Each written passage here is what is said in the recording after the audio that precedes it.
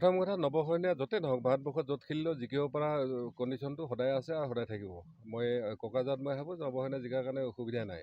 কিন্তু কথা হ'ল কি যে BTCৰ বৰদৈ হওক নন বৰদৈ সকলো ৰাইজে এটা বিচাৰিছিল যে BTC কেন্দ্ৰিক যিটো সমষ্টি দুটা সমষ্টি হওক, এটা ওদালগুৰি হওক এটা মানে কোকৰাঝাৰ হওক।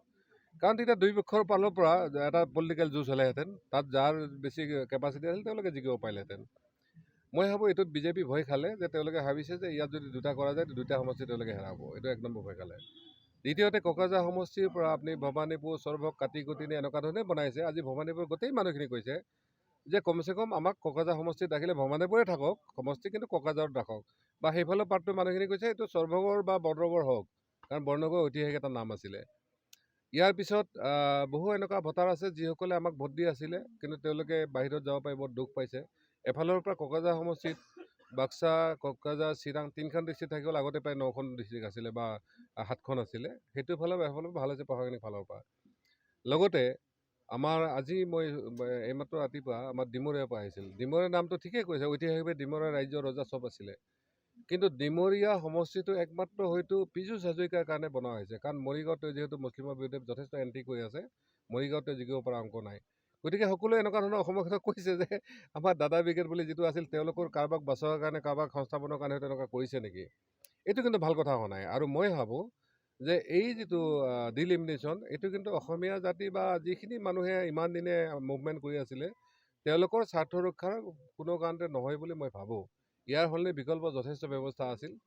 গতিকে মই আশা কৰোঁ সাধাৰণ কিবা বিজেপি বা কোনোবা ব্যক্তি বিশেষৰ পলিটিক্স বচোৱাৰ কাৰণে এইটোত অসমৰ মানুহখিনিৰ চেণ্টিমেণ্ট বা হিত বা এইটো জাতি ধৰ্ম বৰ্ণৰ নামত যিটো হেৰি কৰিছে এইটো কোনো ঠিক হোৱা নাই। যেনেকুৱা আজি ডিমৰীয়া কথাটো কৈছে, কাৰ্বি মানুহ প্ৰায় 1 লাখৰ বেছি আছে, বড়োসকল আছে, তিৱাসকল আছে, অৰ্থাৎ অকল ট্ৰাইবছে তাতে প্ৰায় 1,30,000 আশে-পাশে ভোটাৰ আছে। SC মানুহ কেৱল আমাৰ হিন্দু বেংগলী ডমিনেট 3টামান এনেকুৱা ৱাৰ্ড আছে, তাত কাটি দিছে তাৰ 10,000 মানুহ।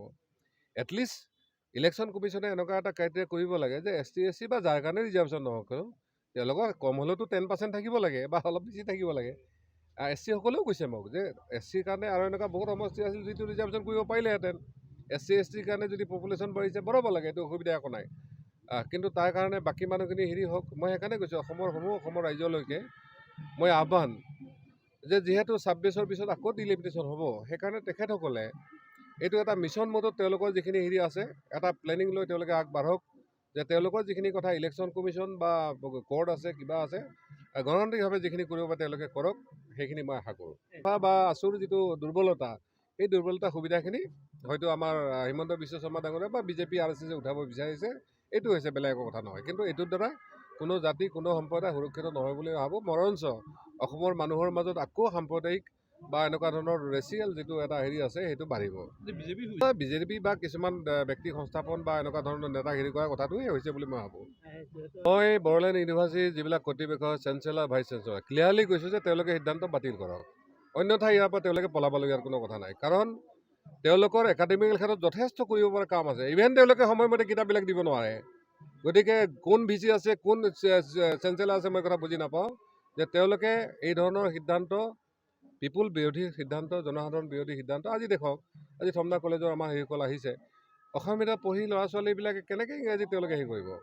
গতিকে এই ধৰণৰ সিদ্ধান্ত, এই যে ল'ৰা ৰজাৰ যিটো সিদ্ধান্ত এই ধৰণৰ মনত মানি লোৱা নহয়। যদি তেওঁলোকে এই সিদ্ধান্ত বাতিল নকৰে তেওঁলোকক ইয়াৰ পৰা উৎখাত কৰাৰ ভিতৰত নিশ্চয় নাথাকক।